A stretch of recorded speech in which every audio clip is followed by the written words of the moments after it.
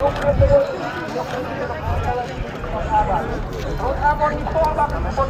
we can start.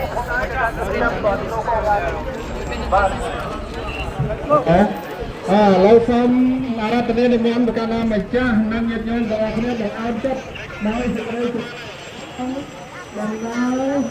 ដើម្បីសន្តិភាពវេទិភាពឲ្យទៅដល់ហើយយើងនឹងស្វាគមន៍នៅប្រធានដូចទៅគ្នាទាំងអស់គ្នាអនុមោទនាអនុមោទនាពីព្រះមហានៅគុំនេះមហារាជដូចជា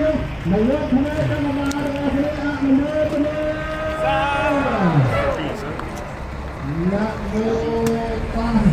สะภะคะวะโต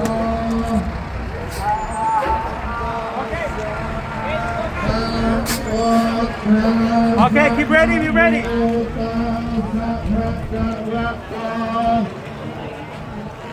สัมมา